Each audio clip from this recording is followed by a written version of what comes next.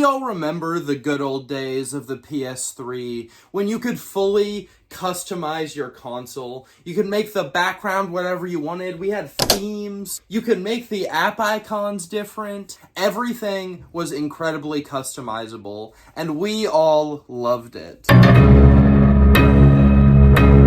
Then, as the years moved on, the PlayStation layout simplified, and we're stuck with what we have today on the PS5.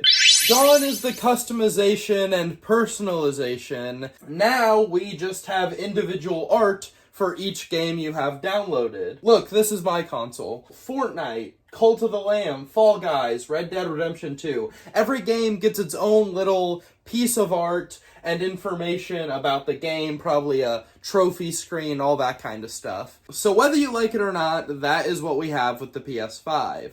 Until now. PlayStation just recently came out with an update promising to bring back some of that customization that we've lost since the PS3. A lot of people, rightfully, got very excited about this. It was cool that we were going to get some customization back. We didn't know exactly the full details of what it would be, but we knew there was an update coming. And come that update did.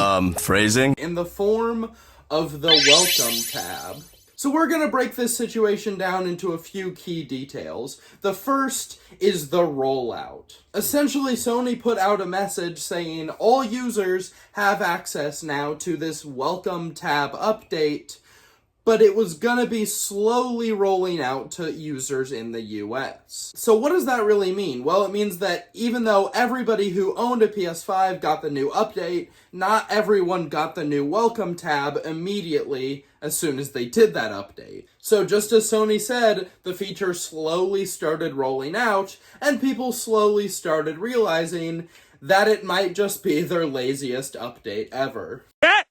He said it! He said it! This is the PlayStation Welcome tab. Notice the first problem is that it's just one tab. We got really excited thinking we were going to get full customization back, but unfortunately it is all shrunken down into this one tab. Okay, well, we've got to accept that. So let's break down what this tab has to offer. As you can see, we can go into the settings here and click Change Background, and we'll be met with just a collection of not the best backgrounds. Not the best, I gotta say. But once you choose one of these backgrounds, you'll see it's very, very dark. You can hardly see the background you've chosen.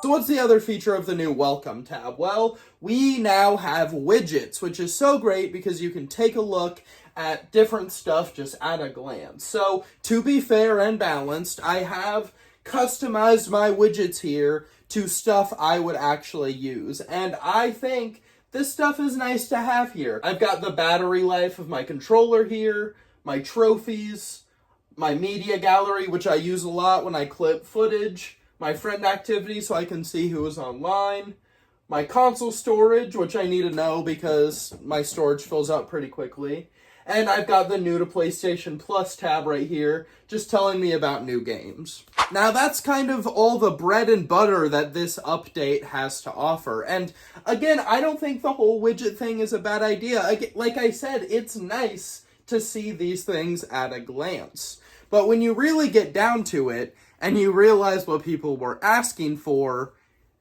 it's not this. I think if they want to continue to make this Welcome tab better, and they want to give us more customization, hopefully, over the lifespan of the PS5, one big thing I would hope is that they can actually brighten up this background and make it not so dark in the back, so that we can actually see it nicely. Another thing I would really love to see is have the option to make it your permanent background. You know, when I go over to other apps, I want that background I chose to stay there. I don't want it to change between all these different games. Maybe that's what I want. So make it a toggle switch so that I can either choose to have the game art or I can choose to have my permanent background that I've set. These are just a few ideas to improve what Sony's already put in place here.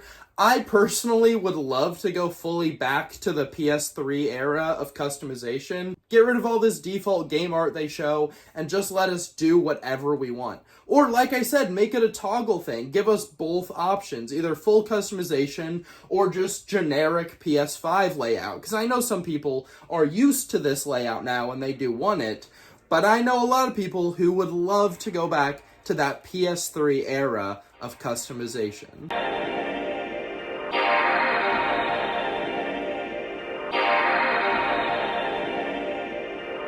As far as channel news goes, the last video I uploaded was the big 30-minute Spider-Man 3 review. That video's great. Sony took it down, it went back up, they took it down again, it's back up now, so please go watch it while you can. I don't know if it's gonna get to stay up, and please stay tuned, because going forward, I still want to review every single Spider-Man movie. So after this, we're gonna do the Andrew Garfield ones, then the Tom Holland ones, and then the Spider-Verse ones. I'm really excited to do those and have a big complete tier list of what I think about all the Spider-Man movies. And it'll be pretty cool for the channel.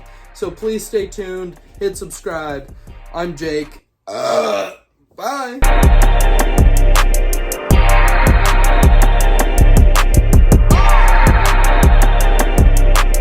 PlayStation